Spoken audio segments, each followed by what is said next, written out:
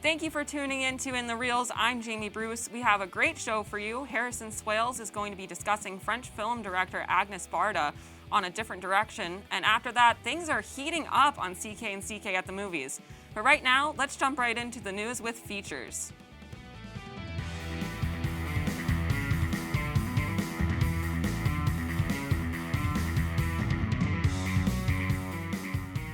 Director Kenneth Branagh has been tapped to direct Paramount's new Bee Gees biopic. The story is set to cover the brothers' rise to stardom, including their first #1 hit, How Can You Mend a Broken Heart? Little known fact about the Bee Gees, that song actually got its title from brother Maurice Gibb trying to Google how to mend a bad hairline. Branagh made headlines recently as a still of him playing UK Prime Minister Boris Johnson was released. It's really a testament to the makeup talent in the industry when someone can so easily go from gorgeous Irishman to a racist potato. The crazy thing is, Branagh is 4 years older than Johnson. Apparently, driving an entire island into the ocean puts a little more pressure on you than directing the first Thor movie. Who would have thought? Cocaine Bear! No, that is not the name of some alt-punk band from Chicago. It's actually the name of Elizabeth Banks' new movie. Now, for most movies, the hook comes through the commercials or a tagline or a poster, but honestly, who the hell doesn't want to watch a movie called Cocaine Bear just from that name? Phil Lord and Chris Miller will be producing the project. The pair notably have co-directed hits like The Lego Movie and 21 Jump Street. Channing Tatum, the lead for the Jump Street movies, was coincidentally called Cocaine Bear in high school. The Universal project is based on a true story from 1985 where a drug smuggling ring left an entire bag of cocaine in a forest in Kentucky. A bear ended up finding one of those bags, naturally shoving his face into it and overdosing. The Guardian reported that the bear died of cerebral hemorrhaging, respiratory failure, hypothermia, renal failure, heart failure, stroke, you name it, that bear had it. Its stomach was literally packed to the brim with cocaine. There isn't a mammal on the planet who could survive that. No mammal, of course, other than this magnificent bastard. After being stuffed and sold around the U.S. for a few years, the cocaine bear, appropriately named Pablo Escobar, was featured in a viral video in 2016 about somewhere called the Kentucky Fun Mall. See if you can spot its cameo. Do you love Kentucky? Yeah, you do. Are you a proud Kentuckian? Yeah, you are. Well, come on down to the Kentucky Fun Mall, y'all. Kentucky's largest selection of Kentucky gear. Glassware. Fried chicken candles. Plenty of parking. Southern socks. Custom. Kids gear. Kentucky gear. Y'all gear. We got 12,000 square feet of fun for everyone. Never change, Kentucky. This Monday, the Academy Award nominations were announced. Priyanka Chopra and her husband, Nick Jonas, seen here auditioning to be the next year's statue model, announced the nominations in London Monday afternoon. Some notable female creators were highlighted, like Chloe Zhao receiving 5 separate nominations between her and her film Nomadland. In fact, CNN reported that 70 women received a total of 76 nominations, according to the Academy, a record for a given year. 2 women, Emerald Fennell and Chloe Zhao, were nominated in the directing category in the same year for the first time. I don't have a joke here, I just think that's fucking sick. The Oscars were originally scheduled for February 28th, but got pushed back to April 25th due to, do I even really need to say it? Even with the pandemic, the show will be done in person. No details yet on whether the nominees will be in Los Angeles or at home wearing some half-and-half suit or sweatpants combo. One is clearly a little more glamorous than the other, though. Zack Snyder's Justice League was released on HBO Max this morning. I have not seen it yet, but that's only because I have a job and school. Oh, and a life. But the film has a very interesting background. The Snyder Cut of 2017's Justice League was only produced because of a fan outrage when news leaked that the vision of original director Zack Snyder was not fully realized. Snyder left, citing creative differences, and Joss Whedon stepped in to direct, nearly reworking the entire film. Fans pushed Warner Brothers for years to see if Snyder's version, and In May last year, it was announced that they would in fact release Zack Snyder's Justice League in 2021. The problem is, now fans, especially comic book fans, know that bullying movie companies can work. Imagine if every movie with mixed reviews got this treatment. Just out of nowhere, people start demanding a director's cut for The Passion of the Christ or something. In just under 2 weeks, the world will see two titans face off for the first time in nearly a half a century. For once, I'm not talking about a boxing match or a political debate. Godzilla vs. Kong will pit the titular behemoths against each other in a fight to the death in Legendary's Monsterverse. Since the beginning of their franchises, there has been 12 Kong films and 40 Godzilla films. In a purely numbers argument, this fight is over, guys. But in the first incarnation of this fight in 1962, Kong was victorious, defeating Godzilla on top of Mount Fuji, then swimming away to his home on Skull Island. The military did also speculate that Godzilla could have survived the fight and was simply just dormant under the water. Then again, Godzillas can't even swim naturally. And now I'm just imagining Kong, king of the jungle, getting swimming lessons, and it's probably a good time to move on from this segment.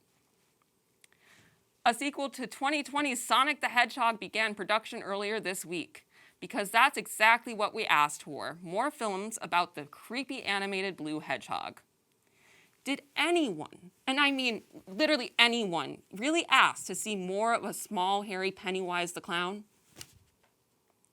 Jeff Fowler, who was also the director in the first Sonic the Hedgehog film, announced the news Monday. The sequel's official title was announced as Sonic the Hedgehog 2.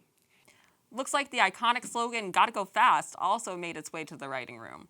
There's no leaks yet on what this sequel will be about story-wise, but just know, whatever the writers come up with, they're certainly going to run with it. Well, that was Features. Thank you so very much for tuning in. Here to talk about Agnes Varda, here's Harrison Swales taking us in a different direction. Take it away, Harrison.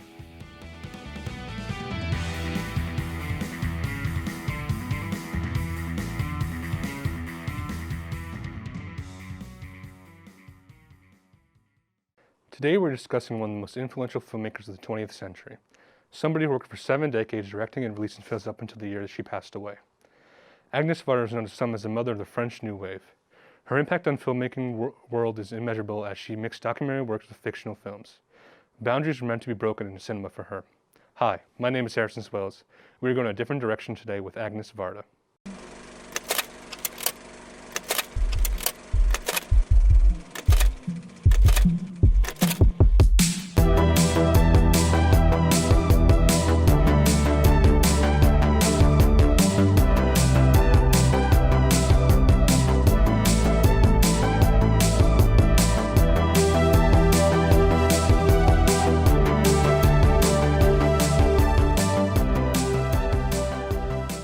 Agnes Varda was born on May 30th, 1928 in Ixelles, Belgium. She grew up in the Set Commune of France and came of age while World War II was at its worst. Varda comes from a literary background as she attended the Sorbonne to receive a degree in philosophy and literature. I guess she needed to spend time in that field to realize what her true passion was, as she thought those classes were stupid, antiquated, and abstract. At the age of 26, she wrote and directed her first feature film, La Pointe Courte. This being her first venture to filmmaking, the film started the careers of Philippe Noiret and Sylvia Montfort, playing Louis and Elle. In English, those names literally translate into he and she. The film's story follows their Tyrian marriage. It's a simple enough premise, but Varda's storytelling separates her from the rest of French filmmaking at the time. We are talking about films like Jean Cocteau's Beauty and the Beast and Jacques Tati's Jour de Fête. Films at the time were focused on heightened realism with precise production design and atmosphere, for either fantastical or comedic purposes. Here, Varda could not stand the soundstage and have a conservative production. In fact, she traveled back to her home city of Set to film. She used real locations instead of constructed stages to add realism to the film. We may take these methods of production for granted today, but in the mid-1950s, this was not typical. It should be known that Varda was not the first person to come up with that idea. While she's not said she was a cinephile before making her first film, it's difficult to not see hints of 1948's Italian neorealism film, Bicycle Thieves, in it. La Pointe Courte can serve as the point where one film movement begets a new movement. Plenty of film professors and overall narratives would state in 1960, Jean-Luc Godard started the French New Wave movement with Breathless. While his editing techniques were radical, the natural location and less emphasized casting were already tried and true by Agnes Varda. Now, I cannot definitively state that La Pointe Courte was the first film that started the French New Wave movement, but it is important to note that Breathless is not in a league of its own. The main goal of La Pointe Courte was to strip away the sheen of middle-class life. It never felt like Varda was trying to exploit a group of people, just trying to understand them and bring their story to a wider world. If you want to keep talking about Varda's desire to understand her film subjects, we can flash forward to 1970 in her short documentary Black Panthers. Agnes Varda's husband, Jacques Demy, was working with Columbia Pictures at the time, and the couple took this opportunity to experience America wholeheartedly. Who are you? Black Panthers. Why are you here? To free Huey. What are you going to use? Huey's teachings. What are they? The guns. Carmichael, too, said, "The brother who is ready to die is just an idiot. You have to take a gun to be a revolutionary." It is because they are an endangered minority that the Black Panthers have to affirm themselves so violently and declare war on their immediate enemy, the police. Their war cries frighten and exasperate the white racists who consider them black fascists, forgetting that they are much less dangerous than the police and much less fascist. As for the radicals, they support the Free Huey campaign, all the while fearing that it might break out into violence and that the struggle for black power will be long and bloody. The 20-minute documentary offers an outsider's vision of racial politics in America at a particularly fiery time. In November of 1969, a rally was being held in Oakland by a Black Panther political organization. At the time, the co-founder of the Black Panthers, Huey Newton, was being held in jail after an altercation with the Oakland Police Department. Agnes Varda takes 4 camera operators, 2 sound technicians to capture the event. She interviews activists like Kathleen Cleaver and Stokely Carmichael. Her narration is sparse, which allows for the subjects to be focused on and have them say what they want to say. This is a prime example of her selflessness in filmmaking. She'll continue and build on her political active filmmaking with One Sings, the Other Doesn't, written in 1977. The film stars Valerie Maurice as Pauline, an aspiring musician. She's a strong feminist who crosses paths with the introverted Susanna, played by Theresa Leotard. Suzanne is facing an unwanted pregnancy. The film deals with abortion rights, how friends grow apart, and more importantly, how they come together. We have a clip here from One Sings, the Other Doesn't that puts Pauline's musicianship on display.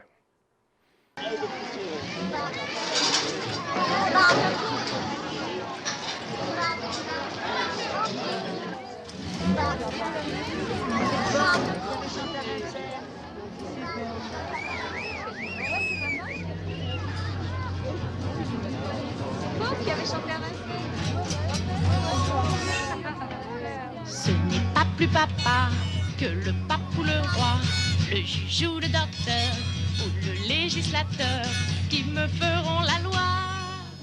Biologie n'est pas destin et la loi de papa ne vaut plus rien. Mon corps est à moi et c'est moi qui sais si je veux ou pas mettre bas. Faire ce bas monde des enfants ou pas, être plate ou ronde, j'ai le choix. Mon corps est à moi, mon corps est à moi. This scene is actually based on a real demonstration from 1972.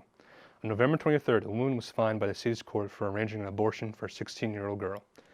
At the time, the law only allowed for abortions if the mother's life was endangered because of the pregnancy. The case was settled, but the outrage still remained. It wouldn't be until 1975 when the procedure became fully legal. The film is still relevant today in America as reproductive rights are still a big political topic. Out of almost 20 feature films Agnes Varda made, not a single one received an Academy Award.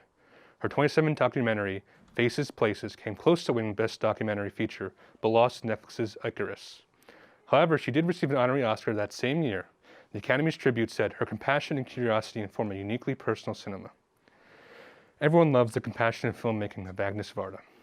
Martin Scorsese has said that she is the god of cinema, yet the records of film history lack the proper recognition. I hope that this encouraged you to check out Agnes Varda's filmmaking and go in a different direction with her.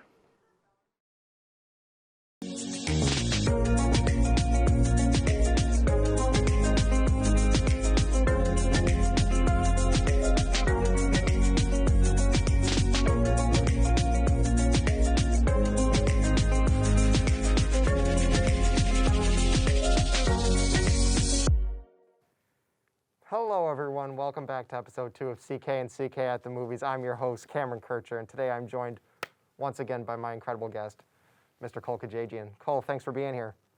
Hey, it's great to be here, as always. Yeah, it's great to have you. All right, I'm going to be honest.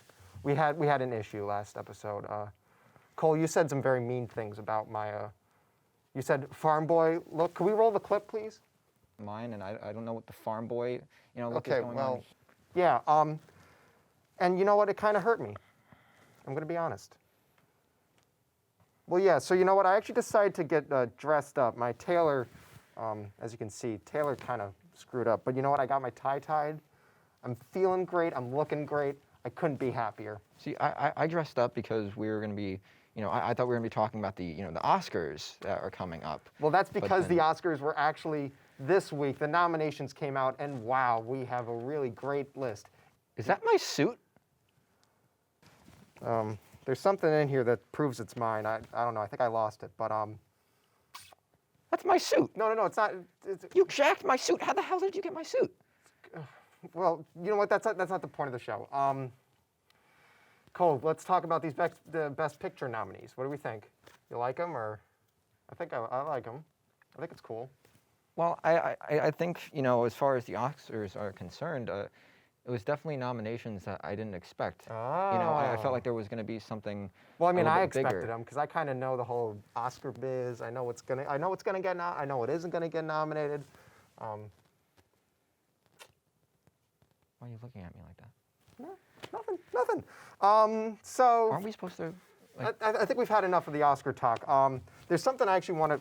I actually brought in I brought in cherries today because we're talking about movie cherry, and I've actually been this bag was pretty full this morning, but I really can I eat in the studio? I can't. No. Oh. No, you can't. Shoot. We have a policy here. Well, I was actually going to polish off this bag. Wait a of minute. cherries. Hold on. Do you think we're reviewing cherries? Yeah. Well, no, we're not reviewing cherries. This is a movie show. So take that. Thank you. Did you have any cherries today? No, I didn't have any cherries All right, well, today. We'll see. Why is this sticky? Well, we'll see how your review goes. Put it away. Put the cherries away. Oh, it's on my pants. Put it on the ground. Put the cherries on the ground.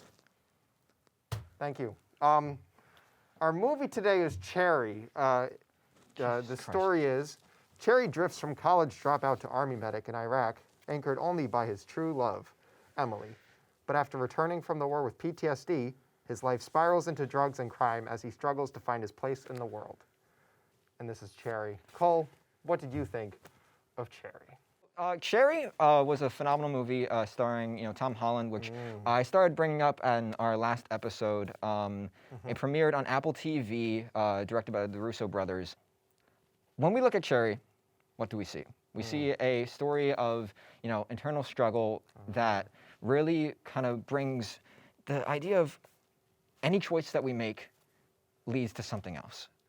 And in our youth, we may make impulsive decisions that could really have consequences. I know you made plenty of poor choices. I think I would best compare this movie to a really big favorite of mine, Joker. I think, as we all know here, Joker is my favorite movie. Can we just show everyone this picture? No. Yeah? See, I think that was pretty cool picture. It was in commemoration of Joaquin Phoenix, one of my favorite actors. Essentially, we see Cherry, Tom Holland, go on this journey from being an average, college boy to enlisting in the Army when he feels like he has no other options, all the way to becoming a druggie and a thief. This movie is not about the cause, more the effect. Ooh. Because I think a more And I interesting... like this movie because Tom Holland was great in it. He's a very good actor. Yeah, I liked the movie a lot, and it was called Cherry. So Cole, we did some market research. We sent it out to Cambridge Analytica. They didn't like the miles per hour thing. They thought it was really bad. Yeah. Mostly on this side, not so much on this side. I thought so too. We're going to change it. We're going to do stars instead. We're going to give it a star rating. So you mean the normal thing? Yeah, we're going to do out of 100 stars. Out of 100 stars, how much would you give Cherry? I think Cherry is a story. No, hold on. No, that's gonna be a nightmare to animate. Can we do 10? 10 stars. Do 10 stars. Okay, so out of 10 stars, I would But definitely. that's not enough. Can we do like 13? 13 stars? Out of 13 stars? You can't even rate that. Like, I think if you go, I think it's not the perfect movie. There's flaws in it. I'm trying to wrap it up. It's just this guy won't shut up. I'm sorry. Don't Continue. talk to the crew like that. You have no freaking right, and you have no right to be wearing my jacket either. All right? This show is going down. We're gonna have to probably retake this. We're not retaping it. This is the only take. I give the film 10 out of 13 stars because there were some things I would change, but there were some things I would keep. I would give it like, I would say 4.5 stars out of 5, because I think it's a good movie, but I think there's some continuity errors, just like there's some errors going on here. So, I want to once again thank my guest Cole Kajagian. He's been nothing but a pleasure. The movie is Cherry. We recommend it. Have a good night, Plattsburgh.